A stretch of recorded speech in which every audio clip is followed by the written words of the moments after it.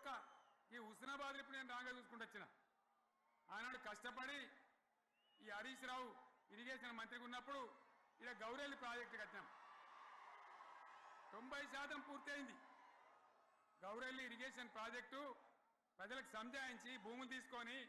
ఆనాడు తిరిగి 90% పూర్తి చేసినాం ఏడాది అర్థమైతే తట్టడి మన్ను తీస్తాను రా పాలమూరు పథకం 80% కంప్లీట్ అయింది ఎందుకు దాన్ని పెండింగ్లో పెడుతున్నారు ఎందుకు దాన్ని పూర్తి చేస్తలేరు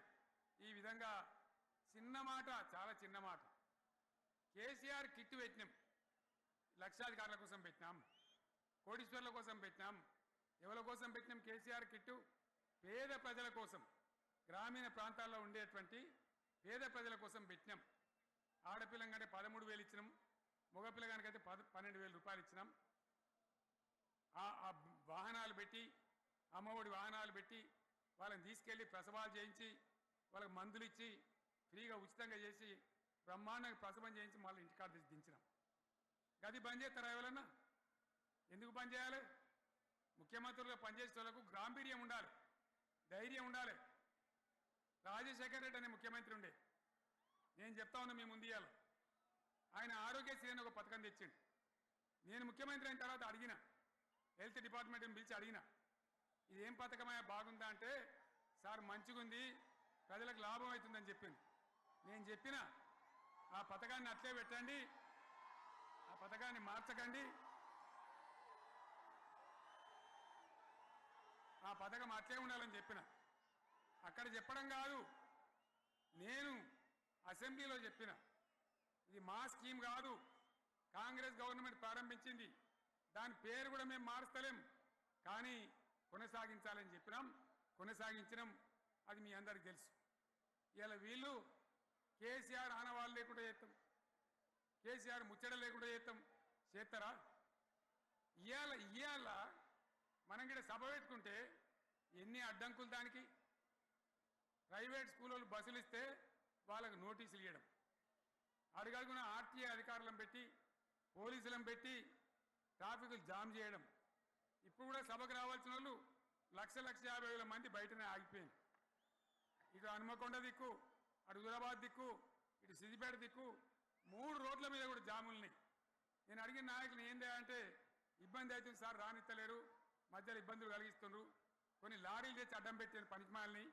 అని చెప్పి జామ్ అయిపోయి అక్కడనే ఆగిపోయింది నేను అన్న ఇంకో అర్ధగంట ఆగి మాట్లాడదామంటే మా వాళ్ళంతా ఉండి లేదు మనోళ్ళు దూరం పోవాలి ఇక రానోళ్ళు ఎట్లా అందరూ మనం మాట్లాడి సభ ముగించాలని చెప్తే నేను వేదిక మీదకి వచ్చిన ఇన్ని అడ్డంకులు ఇంత కడుపు ఆపుతారా బీఆర్ఎస్ సభలను ఆపుతారా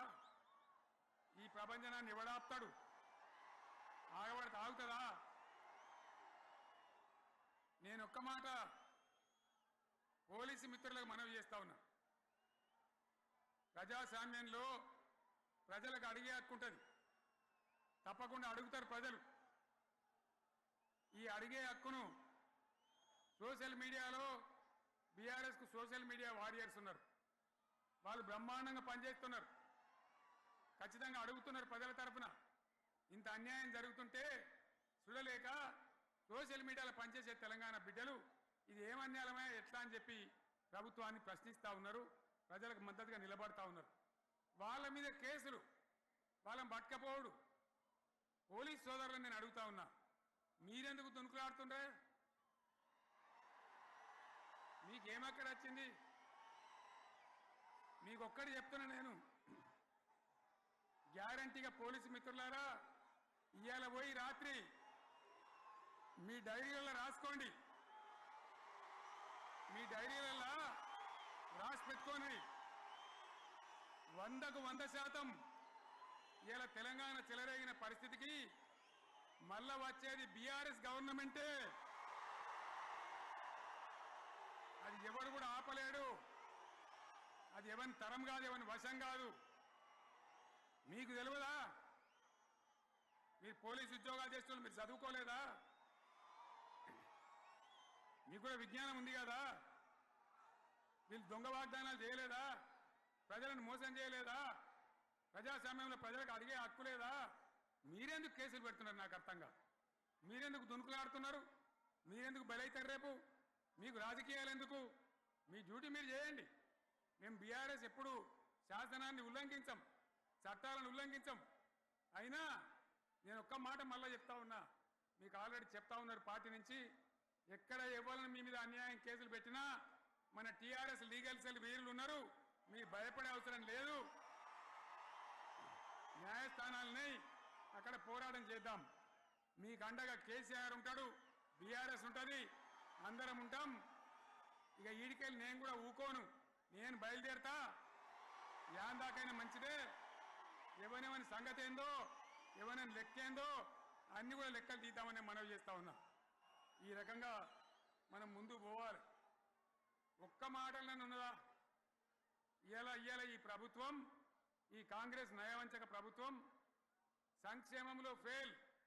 మంచినీళ్ళలో ఫెయిల్, పొలాలకు నీళ్ళు ఇవ్వడంలో, సాగు నీళ్లలో ఫెయిల్, కరెంటు సరఫరాలో ఫెయిల్, రైతు బంధులో ఫెయిల్, విత్తనాలు ఎరువులు సరఫరాలో ఫెయిలేనా? ధాన్యం కొనుగోళ్లలో ఫెయిల్, పల్లెలు పట్టణాల అభివృద్ధిలో ఫెయిల్, భూముల ధరలు పెంచడంలో ఫెయిల్. మరి దేంట్లో పాస్ అయిండు? ఎటు పడితే అటు ఒర్రుడు, దేవుళ్ళ మీద ఒట్లు పెట్టుడు, అబద్ధ వాగ్దానాలు చేస్తూ